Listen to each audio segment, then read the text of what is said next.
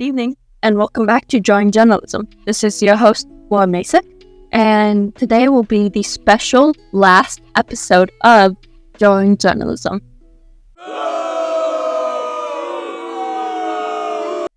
I will answer questions, you'll get to know more about me, and you'll also learn more about the history of journalism.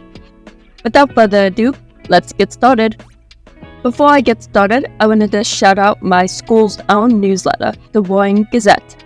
My podcast is all about journalism, and I believe it fits the status quo to point out a journalistic site without any yellow journalism or bias. They also have good pieces that ask the public how they feel, and they reflect back on events. That site is Tallwood's Roaring Gazette. In the previous episodes, we learned about how journalism developed into what it is today, and how it affected society as a whole. But where did it begin? Well, where do all things begin? In history. So let's dive in.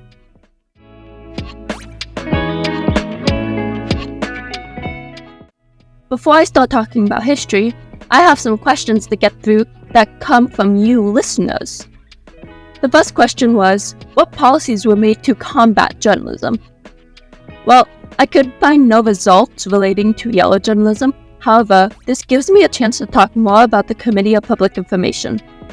So, although this doesn't relate to yellow journalism, it does relate to propaganda. Like we learned previously, this committee was created in the 1910s by Wilson and was headed by George Creel. This committee issued propaganda posters to influence the public into joining World War I. Well, there was some good aspects to joining World War I, like helping out our allies and giving money to soldiers. Propaganda is never really an amazing solution, and it caused the US to look down on other ethnicities, especially German ethnicities. This is why the government does not control media anymore. However, we do see the government and media going hand in hand. However, it's the media that portrays government, which I think is a cool fact. Another question we got from you listeners were, what happened to Hearst and Pulitzer? Well, after the Spanish-American War, Hearst was much younger than Pulitzer, so he did many things. He was on the House of Representatives, but didn't play a big part in it. And then he also tried to run for mayor, but failed. Sounds like he should stay out of politics, especially if he's into making up fake news. Which is exactly what he did. He stuck to journalism. He wrote on many topics like the League of Nations, opposition of US entry into World War I, and the World Court. Ultimately, Hearst became very popular, acquiring newspapers around the US, creating fictional books, and produced some motion pictures. However, in the Great Depression, Hearst started to struggle because he had so many things to pay for, yet no one was buying, so they could save their money.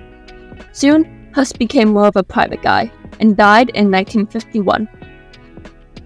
So what about Pulitzer? Well, Pulitzer was kind of older than Hearst, and by kind of, I mean a lot older. There's not much to say about him after the war since he ended up dying in 1911, but one big thing that we can't talk about was that in his will, he endowed Columbia School of Journalism, and he also established the Pulitzer Prizes. Another question we got was, what are some other journalists that utilized yellow journalism? While I can't find any specific journalists that utilize yellow journalism, I can assume/guess that it was popularized, and many journalists likely followed suit since Pulitzer and Hearst were the two main popular journalists. But you have to remember that because Hearst and Pulitzer were the two popular journals, not many other journals were bought during this period. The last question we have is kind of a funny question, but I'd like to answer it. Why does Uncle Sam look like a hillbilly? So I guess this is based off perspective, because in my opinion he doesn't really look like a hillbilly. However, to some other people he may. And so, Uncle Sam is, if you don't know Uncle Sam is a major propaganda figure who encouraged young men to join the war. Uncle Sam was inspired based on Yankee Doodle symbolic characters from early on during the American Revolution War, when the British were calling Americans Yankee Doodle.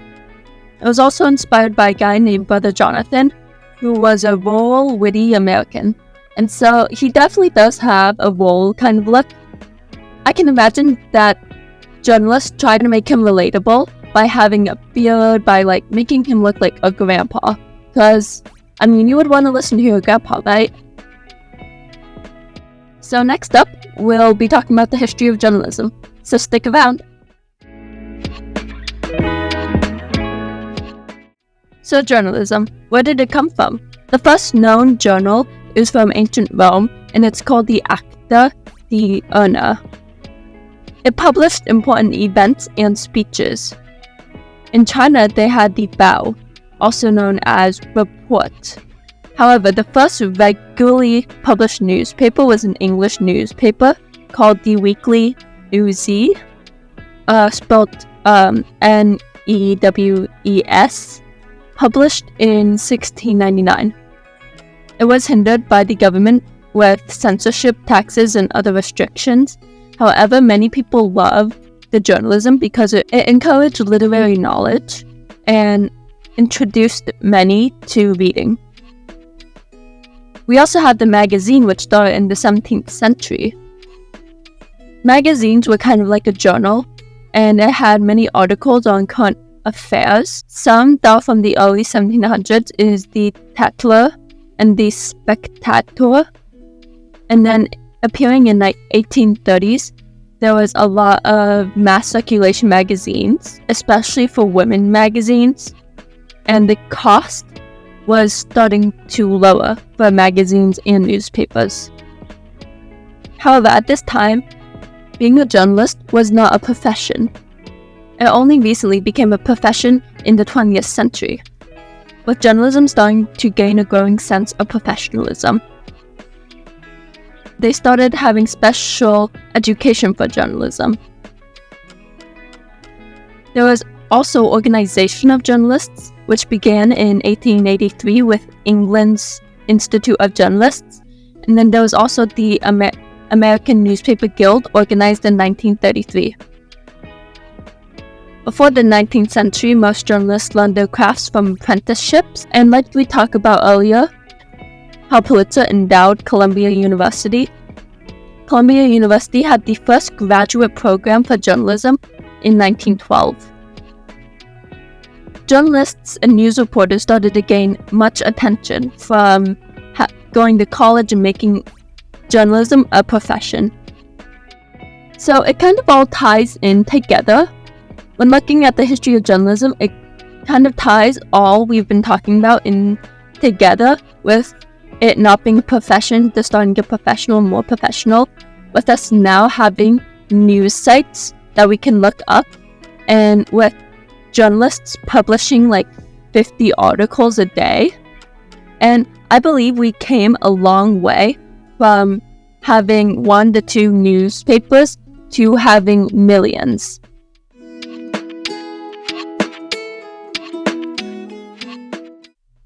So the international aspect of journalism, well, I would say it's more of a global aspect of journalism.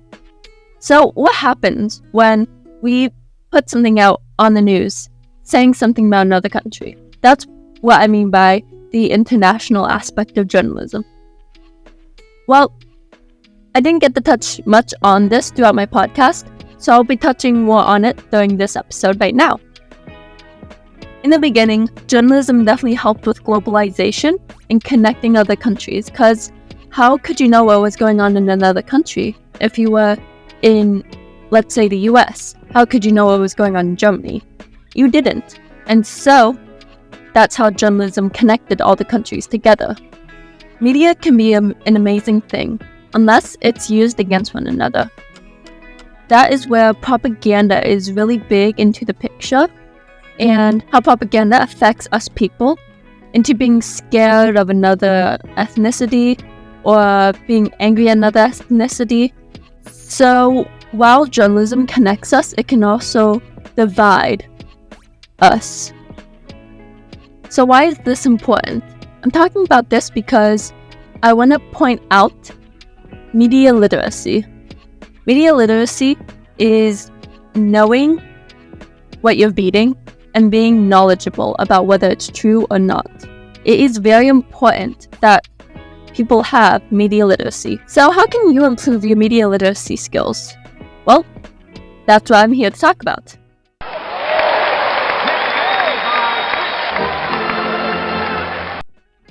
Before I start talking more about media literacy and how to look at the news, knowing what you're reading, I'm going to talk more on how journalism affects us in other countries. I have many examples throughout this podcast and how the way we depicted what was going on in other countries may have not been so truthful and has caused the US citizens to either support something that they would not likely agree to if they knew the full truth, and harm other countries as well as our international relations with those countries. And there have been many countries we have strained relationships with because of this. Like during the 19th century, how we had strained relationships with Spain because there was so much propaganda against them. And then how there was a strain between Germany and the US because of all the propaganda and all the possible misinformation that was spewed into journalism. So, media literacy. Media literacy is knowing what you're reading and knowing if it's true or not, basically. That's how I'm going to explain it. And so, to help your media literacy, first you have to know what you're reading. You have to read it through, know the context, and know the background. If you don't know the background or the context, you're not getting the full picture. You also have to think carefully about your opinions. Yes, it's important to stick to your opinions, but you also need to go outside of that opinion and discover other ways to think. You need to read from many sources so you can get multiple different views of the same picture.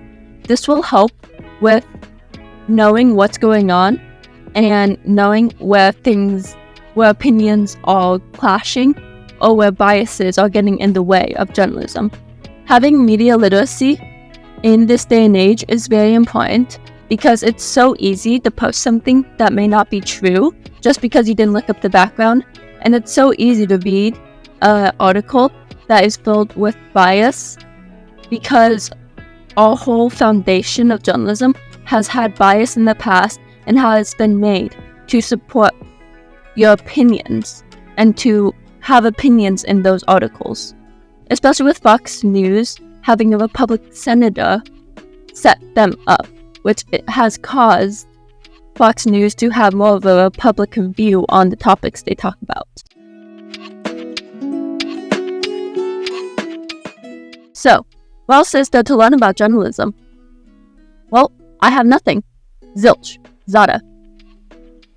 So I guess the last thing to do, which I think is very fitting for the last episode, is to introduce myself and why I'm doing this in the first place.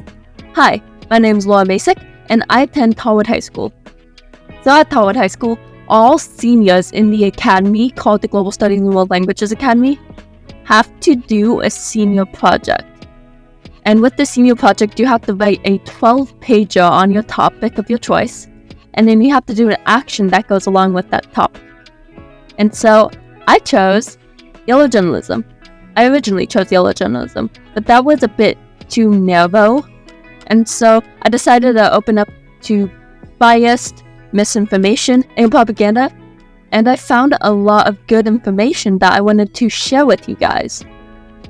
That is why I created the podcast, to reach a larger audience and to teach many on why media literacy is so important, especially in this day and age. So more on my paper, I titled it The Evolution of Journalism, Keeping Generations Informed. And my overarching question is, how did yellow journalism, sensationalism, propaganda in newspapers affect the US in the 1900s, and how does it inspire news reporting we see in the present day?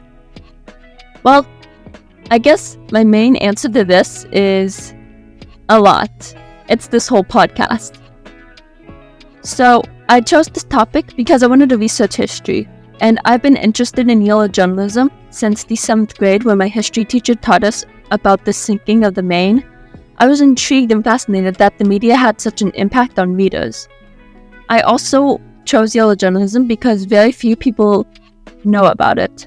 You would not believe how many people had to come up and ask, Laura, what is yellow journalism? Well, I bet you can actually believe it. I don't know how many of you knew what yellow journalism was in the first place.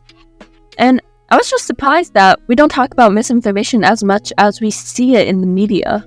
And I believe this is very harmful, especially with social media giving us the ability to spread misinformation faster as well as propaganda faster. So another thing you should know about the senior project is we have to have a global aspect to our project. And so my global aspect was America's yellow journalism impact on other countries and how it affected the public's perception of events and issues as well as those other countries. I did this to help you guys understand yellow journalism better and to be wary of what you read online. So what did I learn from doing this action and doing this senior project? Well, first I learned the value of hard work because believe me, this podcast was a hard thing to accomplish and achieve. But I also got to learn more on the context of the events I talked about in my paper. Doing this podcast made me research new things I didn't even think about to research for my paper, and I believe this definitely helped my understanding of how journalism is harmful as well as maybe beneficial. The most interesting fact I learned about this, and the coolest thing I believe I learned about this, was how Fox News became so Republican.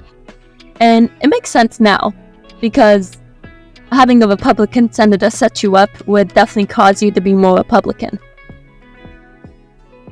So the senior project was to teach us, first off, how to write a paper for college and to have us take action in our community, because in the academy we have to do community service. And so it's only fitting to actually do something for your community. And I believe reaching out to you guys was the best thing I could do with this project, because it definitely helped me teach more on journalism and the harmful effects it has. Being in the academy and doing this project has taught me, and I want to teach you guys this. It taught me to take a step back from what I knew, from what I was thinking, to take a step back and look around at what I was seeing, to critically analyze what I was seeing and what I could do to help, or what I could do to take action.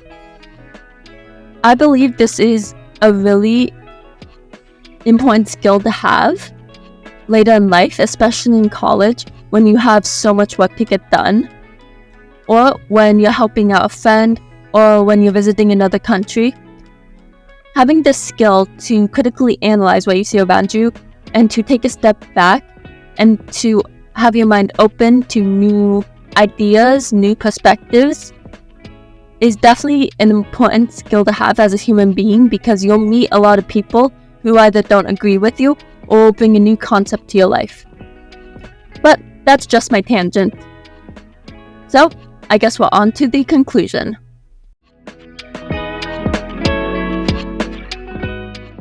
Thank you for joining me on Drawing Journalism. That is it. It's the last episode. Feel free to listen or re-listen to my other episodes if you didn't get enough, or to research more on this topic if I piqued your interest, which I hope it did. For Global Studies and World Languages Academy, who will have to do a senior project, good luck. With that, I wish you all the best of luck. And don't forget to earn that culture point by logging it. And for all of my listeners out there, don't forget to subscribe. If you want updates or extra content on where I'm at in life, or just more on journalism, visit my Instagram page @drawingjournalism. This will also be linked in the description like usual. Well, this is your host Laura, for the last time, signing off.